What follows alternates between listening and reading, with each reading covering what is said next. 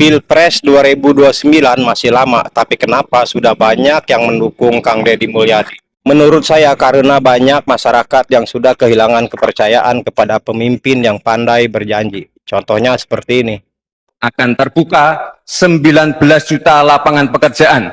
Akan membangun 3 juta rumah. Sementara KDM dinilai bekerja nyata, dekat dengan rakyat dan berani turun langsung ke lapangan.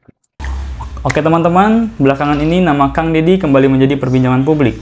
Bukan hanya karena berbagai kebijakan yang diambilnya sebagai Gubernur Jawa Barat, tetapi karena munculnya berbagai analisis dari sejumlah pengamat politik yang menilai dirinya memiliki modal untuk menjadi salah satu figur nasional pada masa yang akan mendatang. Meski demikian, hingga saat ini belum ada kepastian ataupun pencalonan resmi yang menyatakan Deddy Mulyadi akan maju sebagai calon presiden. Pembahasan yang berkembang masih terbatas analisis, penilaian, dan pendatangan para pengamat terhadap peluang politiknya di masa depan. Sebelum saya lanjut membahasnya, teman-teman bisa menonton cuplikan-cuplikan video berikut ini.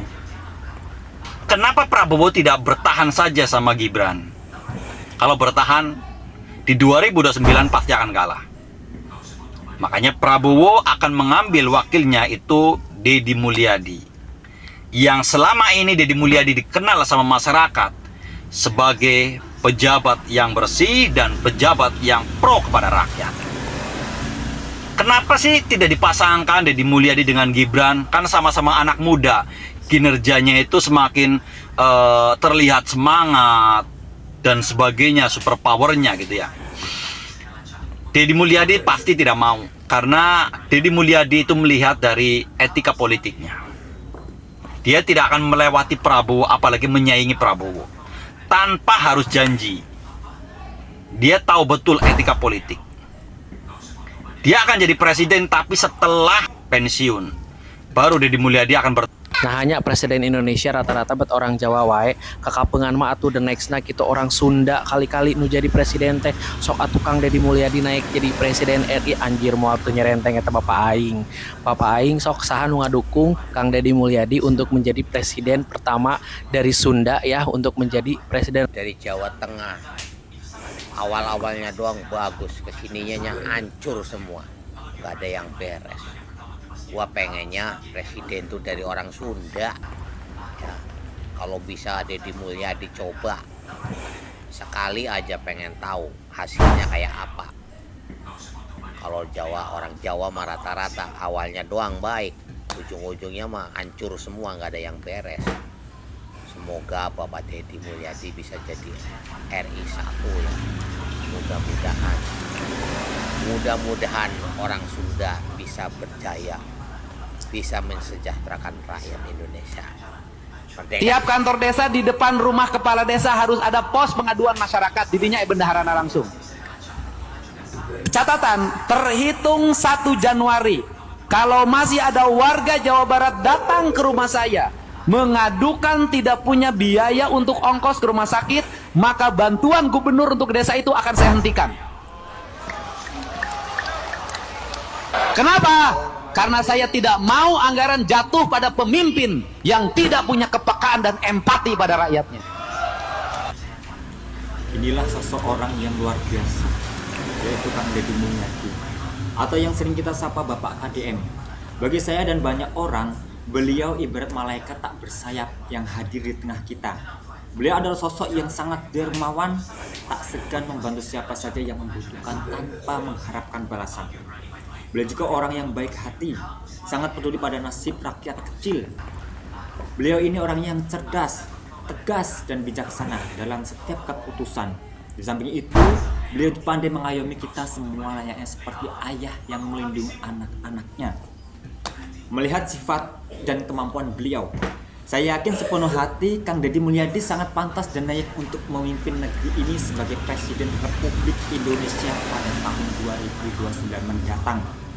Beliau memiliki hati, pikiran, dan ketegasan yang kita butuhkan untuk membawa Indonesia lebih maju dan sejahtera. Saya mengajak seluruh masyarakat Indonesia untuk sepakat dan mendukung langkah beliau. Percayalah, sosok seperti beliau ini adalah harapan masa depan kita. Karena kelebihan dan ketulusan hati beliau itulah saya yakin penuh Kang Deddy Mulyadi adalah orang yang paling tepat untuk menjadi presiden kita di tahun 2029. Beliau memiliki segala kualitas yang dibutuhkan untuk memimpin negeri ini dengan adil dan makmur. Mari kita bersama-sama menyatakan persetujuan dan dukungan kita, karena jika ada orang yang pantas memimpin kita di depan hati nurani, dengan hati yang nurani, itu adalah Kang Deddy Mulyadi. Jadi untuk masyarakat Indonesia, ayo kita dukung Kang Deddy Mulyadi ini menjadi presiden masa depan di tahun 2029 mendatang. Kalian setuju tidak? Pasti kalian juga setuju kalau Kang Deddy Mulyadi ini menjadi presiden Republik Indonesia yang akan datang di tahun 2029. Ayo kita lanjutkan. Kita dukung Bapak Kang Deddy Mulyadi ini sebagai presiden masa depan atau presiden yang akan datang. Amin. Kita doakan semoga Kang Deddy Mulyadi menjadi presiden yang terbaik di seluruh. Benarkah Kang Deddy Mulyadi akan menjadi presiden RI di tahun 2029? Nah, saya akan jawab pertanyaan ini menggunakan ilmu falak numerik Sunda Buhun. Untuk menyamakan frekuensi dan energi, silakan fokuskan mata kalian ke tombol hati ya. Lalu tekan sampai warnanya merah dan follow akun ini sekarang.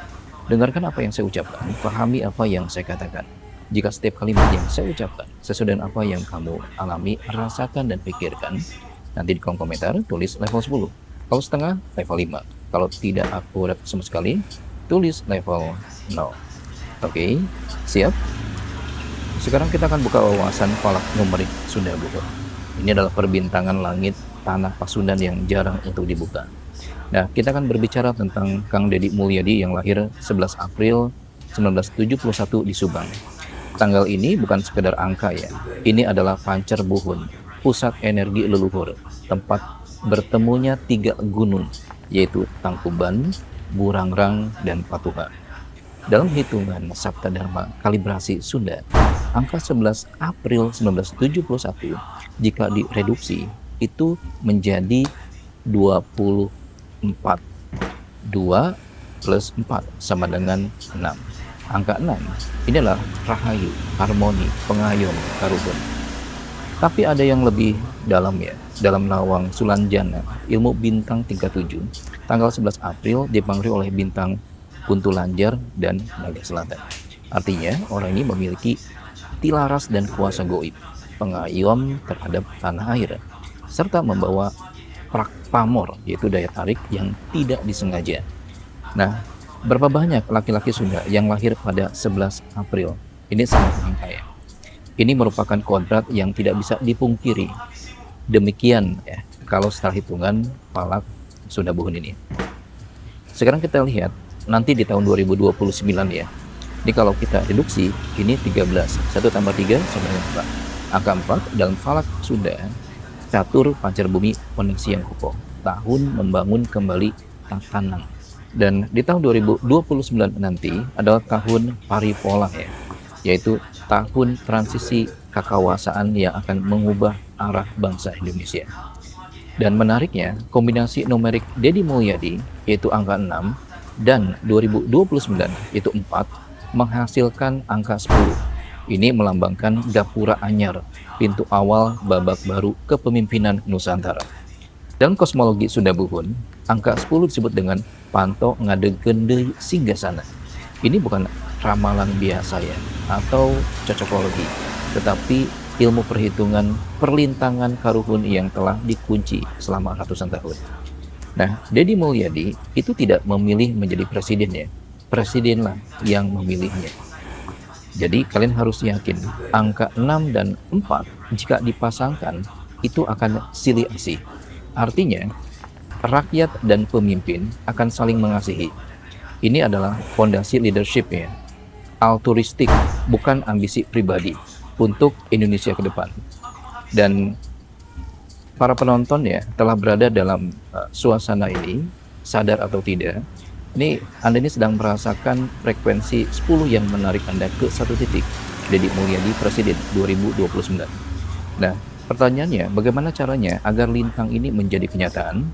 Langkah pertama, kita sebagai orang Sunda, orang Indonesia harus mulai membayangkan visualisasi. kapan dimulai? Ya, dari sekarang. Langkah kedua, sebarkan wacana ini di grup keluarga, di WA, di medsos, di tempat-tempat yang memang kondusif ya untuk menyebarkan wacana tanpa memaksa ya. Nah, saya cuma pengen mengajak muhasabah ya. Siapa yang pantas memimpin nanti di tahun 2029? Mari kita mati, kita rasakan, kita doakan. Dengan cara itu, energi pancar bumi akan bergerak, leluhur tidak akan tinggal diam. Langkah ketiga, setiap kali membaca nama Kang Deddy Mulyadi, ulangi dalam hati ya. Laki-laki ini seperti mojang. Ini lembut ya, tetapi kekuatannya seperti batu karang. Dengan mengucapkan mojang, yaitu kasih sayang, kita akan menghilangkan kesan kaku dan ambisi, menggantikannya dengan rasa tanggung jawab. Dan saya memilih Kang Deddy Mulyadi walaupun saya tidak sadar sudah memilih sejak sekarang. Nah, kamu harus jujur ya saat menonton VT ini. Rasakan, ada nggak sensasi mendorong ya untuk memilih Kang Deddy Mulyadi? Karena pada akhirnya semua ini tergantung pada kehendak Allah ya dan usaha kita sebagai bangsa. Tetapi falak numerik Sunda Buhun mengajarkan kita jika ada bintang yang bersinar terang di langit, manusia harus menyiapkan matanya. Oleh karena itu, saya tidak mengajak Anda untuk memilih Kang Deddy sekarang. Saya hanya menunjukkan bintang. Deddy Mulyadi 11 April 1971 adalah bintang timur yang dibayangkan oleh para leluhur dahulu.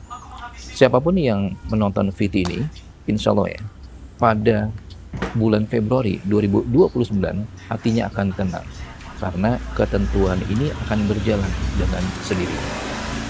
Tapi kalau saya sebagai analis ya teman-teman ya, saya meramalkan ya dari segala faktor ya. Saya ini menilai ya, saya ini bukan menilai KDM-nya, tapi saya menilai perbuatannya dan efek perbuatannya, actionnya, dari semua actionnya dan dari semua aspeknya ya, dari semua aspek, termasuk investor dalam perpolitikan ya, bisa dipastikan ya, setelah saya analisa, bisa dipastikan kalau KDM itu pasti menjadi Presiden Indonesia, gimana pun caranya itu pasti ya. Jadi ramalan saya ini lebih cepat. Kita tinggal buktiin ya nggak? Bener nggak ramalan saya? Nah kalau terbukti ya berarti kan terbukti saya sebagai analis ranking 1 di Indonesia bisa meramal jauh ke depan, bener nggak? Jadi gitu ya. Bagi yang sudah nonton, saya doakan kalian semua berhasil hoki kaya raya, sehat dan bahagia selalu. Salam cuan. Rakyat Indonesia sudah memberi kesempatan banyak waktu untuk memimpin yang dari suku Jawa. Tapi hasilnya belum sesuai dengan harapan rakyat, yaitu untuk memakmurkan, mensejahterakan rakyat Indonesia dengan berkeadilan. Yuk 2029 kita coba memilih pemimpin yang selain dari suku Jawa. Gubernur yang sekarang kelihatannya memang bekerja untuk rakyat, baru kelihatan KDM. Gubernur Jawa Barat. Ayo 2029 kita perjuangkan KDM untuk jadi Presiden Republik Indonesia. Karena Sunda juga Indonesia, Jawa Indonesia, Kalimantan Indonesia, Sulawesi Indonesia, Sumatera Indonesia, Maluku, Papua, semuanya Indonesia. Siapapun warga Indonesia berhak untuk menjadi pemimpin Indonesia. Yang setuju KDM untuk jadi Presiden 2029, follow, like, komen, dan share. Selamat berjuang KDM. Apa benar Deddy Mulyadi akan jadi presiden pertama asli Sunda jika terpilih di Pilpres 2009? Faktanya, sejak Indonesia merdeka pada 1945 hingga saat ini, kursi Presiden Republik Indonesia hampir selalu dipegang politisi berdarah Jawa. Kecuali Habibie, presiden pengganti Soeharto yang mengundurkan diri saat krisis ekonomi 1998. Beliau satu-satunya presiden dari non-Jawa berasal dari Parepare. Deddy Mulyadi disebut-sebut memiliki peluang untuk maju di Pilpres 2029. Beliau merupakan putra daerah Tanah Pasundan, lahir di Subang dan tumbuh berkarir dari bawah di Purwakarta. Dalam buku karya yang ditulis Kang Deddy berjudul Orang Sunda Juga Bisa, ia optimistis orang Sunda bisa punya kontribusi lebih besar lagi terhadap negara, termasuk dalam kepemimpinan nasional.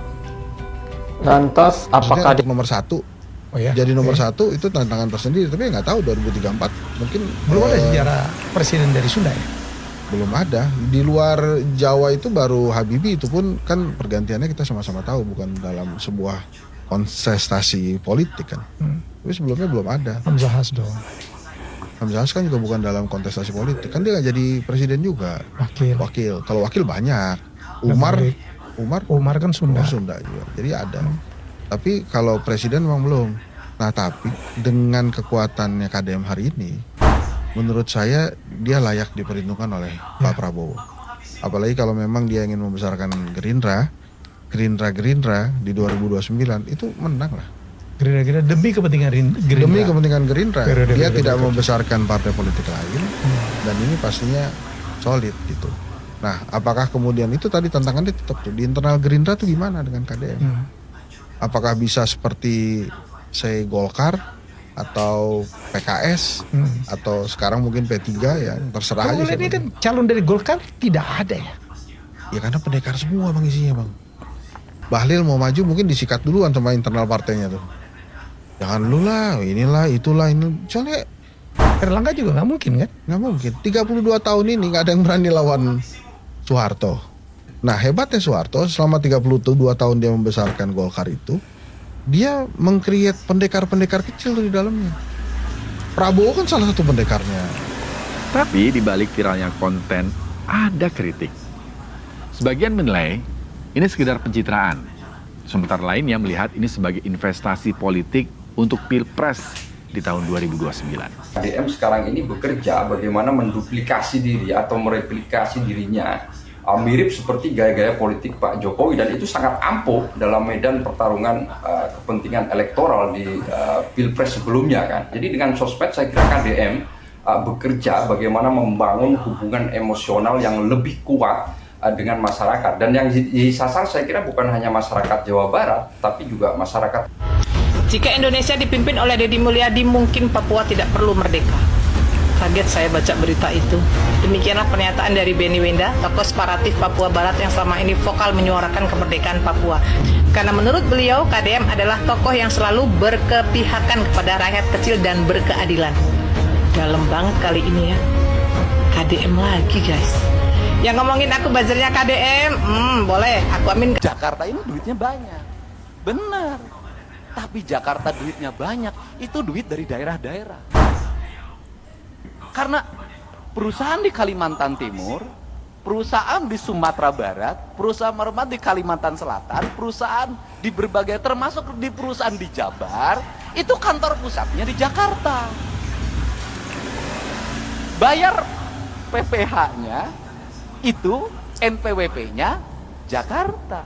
Sehingga dapat bagi hasilnya Jakarta lebih gede, Pak. Sebenarnya yang kebagian baunya kami, Pak. Yang kebagian demonstrasinya kami, Pak. Tapi yang menikmati dana bagi hasilnya Bapak, Pak. Untuk itu kesini kan sekarang sebagian, Pak. Ya, teman-teman itu loh. Itu yang di Jawa Barat, yang di tempat lain juga sama. Ini yang harus kita bicarakan bersama, Pak. Kenapa? Kita ini daerah-daerah memiliki tanggung jawab beban yang luar biasa. Orang Kalimantan punya uang di Keruk, ya kan? Kemudian orang Jawa Barat punya uang bagaimana? Ada debu, ada asap, ada limbah, ada jumlah manusia yang banyak dari mana-mana ke sini. Ada konflik ketenaga kerjaan, ada demonstrasi ketenaga kerjaan, ada problem sosial di mana orang yang di sekitarnya asalnya punya sawah hilang sawahnya, asalnya punya kebun hilang kebunnya, kehilangan mata pencariannya, tergeser dia oleh persaingan orang, mereka menjadi kelompok miskin baru. Nah, kemudian infrastrukturnya buruk, sanitasi lingkungannya buruk, pendidikannya sekolah-sekolahnya buruk. Ini yang menjadi PR kita untuk diperbaiki. Nah, pemimpin seperti Deddy Mulyadi itu bisa merekatkan kesatuan bangsa ini gitu. Sampai-sampai ya harusnya mereka tidak akan meninggalkan Papua kalau pemimpinnya seperti Kang Deddy gitu. Ini luar biasa magnetnya. Ada lagi sekarang sedang di perjalanan satu orang yang datang dari Sulawesi Tengah akan ketemu Kang Deddy dengan mengendarai mobil. Ibu-ibu dari Pekanbaru dan banyaklah warga Jakarta juga sekarang ngadunya sama Kang Deddy, bukan sama Kang Dul gitu. Nah, yang diributin dan banyak dikomentari serta penuntutan yang sebenarnya penuntutan tidak masuk di akal itu adalah menertibkan anak-anak nakal dikirim ke barak militer. Ini kan gini, persepsinya barak itu seolah-olah orang yang masuk di sana itu sudah kayak Romusa gitu. Padahal kedisiplinan militer itu sangat tinggi. Jadi kalau kita bicara tentang kedisiplinan, ya sekarang ini ada di barak itu. Karena militer itu kita tahu kan, pagi baris berbaris dan sebagainya. Itu satu komando, jadi dia top down. Anak-anak yang bermasalah itu dilihat Kang Deddy dari beberapa sudut. Tapi bukan berarti terus itu anak dimasukkan terus disiksa, kan bukan itu. Dirawat baik-baik, dikasih sarapan, diajari dan sebagainya. Hal-hal seperti ini kenapa dianggap tidak etis atau tidak mendidik anak-anak? Komentarnya ada dari KPAI, dari bukan Persatuan Guru Indonesia, Federasi Guru. Mereka tidak membaca output yang terjadi, apa yang sedang berproses. Kita ini kan sudah terbiasa segala hal selalu melihat hasil atau mencurigai hasil atau menstigma lebih dulu bahwa hasil itu akan baik, buruk, dan sebagainya. Saya yakin bahwa 2030 nanti kalau Bapak KDM, Bapak Deddy Mulyadi jadi presiden, kita akan rakyat akan damai sejahtera.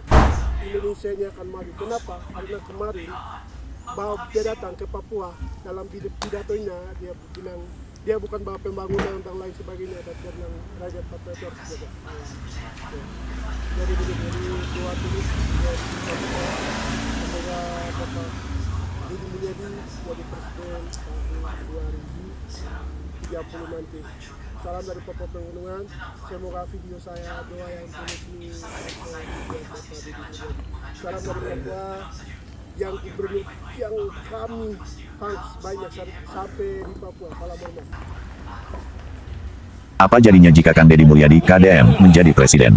Jika Kang Deddy Mulyadi menjadi presiden, Indonesia diperkirakan akan mengalami pergeseran besar menuju gaya kepemimpinan yang populis, kultural, dan merakyat. Sejumlah pengamat politik memprediksi beberapa dinamika berikut berdasarkan rekam jejak beliau. 1. Fokus pada kebudayaan dan kearifan lokal Nusantara. Kebijakan nasional kemungkinan akan lebih berpihak pada pelestarian alam, tradisi, seni, budaya, serta nilai-nilai spiritual Nusantara. 2. Gaya kepemimpinan, belusukan, dan cepat. KDM dikenal sering turun langsung ke lapangan untuk menyelesaikan persoalan masyarakat. Ia juga dikenal mengutamakan penyelesaian masalah secara cepat dan konkret. 3. Ketegasan terhadap birokrasi. Beliau memiliki pendekatan yang tegas namun tetap dekat dengan rakyat. Di tingkat nasional, hal ini bisa berarti perombakan pelayanan publik agar lebih transparan, sederhana, dan tidak berbelit-belit. 4. Dinamika politik baru. Sebagai figur dengan elektabilitas tinggi di Jawa Barat, KDM dinilai berpotensi menjadi pusat kekuatan politik baru yang mampu mendobrak dominasi politik elitis, meskipun tetap harus menghadapi tantangan dari koalisi partai pendukung. Apakah kamu setuju jika KDM menjadi Presiden Indonesia di masa mendatang? Silakan. Dan kami yakin Gubernur Jawa Barat ini menghadapi berbagai macam problem masyarakat di Jawa Barat yang tidak mudah. Sehingga kolaborasi penting dilakukan, termasuk PD Perjuangan. Walaupun PD Perjuangan tidak mengusung Pak KDM dalam pemilihan gubernur yang lalu, tapi kami sepakat. Kita akan kawal bersama-sama visi Jabar Istimewa Lembur Lurus Kota Ditata. Suka atau tidak suka, rakyatnya suka. Kepuasan rakyat terhadap kepemimpinan Deddy Mulyadi itu adalah 94,5% di atas dari gubernur-gubernur Pulau Jawa lainnya.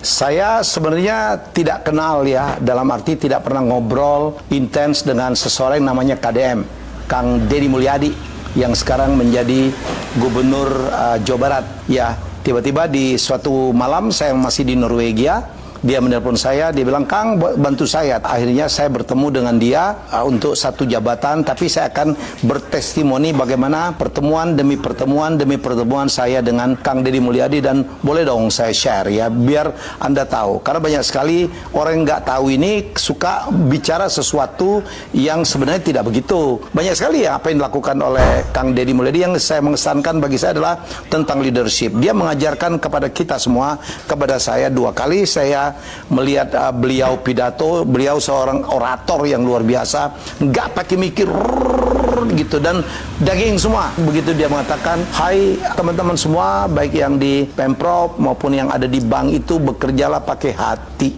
Dengan kita bekerja dari hati, itulah kita bisa bekerja jujur ya, tidak menyalahgunakan wewenang, tidak korupsi. Karena untuk apa kita ini bekerja? Semua juga kita nanti akan menghadap yang kuasa. Bekerjalah pakai hati. Insya Allah kita akan mendapatkan kebahagiaan, mendapatkan dukungan dari keluarga, mendapatkan kepuasan dari konsumen. Itu yang selalu beliau sampaikan. Anda pikir dia baru sekarang begitu tuh, ya kan? Bongkar got, kemudian memerintahkan untuk membersihkan sampah, membongkar tempat-tempat wisata yang salah perizinannya, membongkar warung-warung yang tidak pada tempatnya.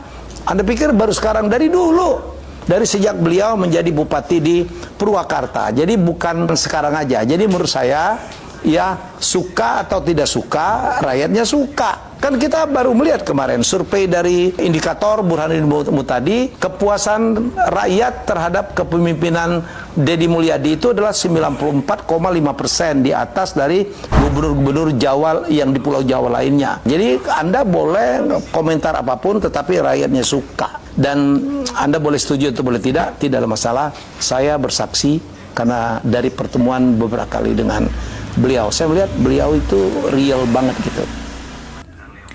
Oke teman-teman, itu dia cuplikan video yang sudah teman-teman tonton. Salah satu faktor yang paling disorot adalah gaya kepemimpinan dari Kang Deddy. Berbeda dengan banyak pejabat yang cenderung menyampaikan pidato secara formal dan penuh naskah. Justru Kang Deddy dikenal sering berbicara tanpa teks. Ia menyampaikan pidato secara spontan, menggunakan bahasa yang sederhana, mudah dipahami masyarakat, dan seringkali diselingi cerita maupun pengalaman yang dekat dengan kehidupan sehari-hari. Dalam berbagai kesempatan, Kang Deddy juga menekankan bahwa seorang pemimpin harus hadir untuk mendengar langsung persoalan masyarakat, bukan hanya menerima laporan di balik meja. Cara komunikasi seperti inilah yang dinilai membuat pesan-pesannya lebih mudah diterima oleh berbagai kalangan. Ketika berpidato, Kang Deddy tidak hanya menyampaikan program pemerintahan, tetapi juga sering mengajak masyarakat untuk membangun disiplin, menjaga lingkungan, menghormati budaya lokal, serta meningkatkan kepedulian terhadap sesama. Gaya komunikasi yang lugas namun santai menjadi ciri khas yang membedakannya dari banyak tokoh politik lainnya. Sejumlah pengamat menilai bahwa pendekatan tersebut menjadi salah satu kekuatan politik Kang Deddy. Kedekatannya dengan masyarakat dinilai mampu membangun citra sebagai pemimpin yang komunikatif dan mudah dijangkau. Namun, para pengamat juga mengingatkan bahwa perjalanan menuju kepemimpinan nasional tidak hanya ditentukan oleh popularitas semata. Dukungan partai politik, koalisi, dinamika, hingga elektabilitas tetap menjadi faktor penting yang akan menentukan. Karena itu, wacana mengenai Deddy Mulyadi sebagai calon presiden masih merupakan bagian dari dinamika politik yang terus berkembang. Publik masih akan melihat bagaimana rekam jejak kepemimpinannya, konsistensi kebijakannya, serta respon masyarakat terhadap berbagai langkah yang diambilnya. Cukup sekian hal yang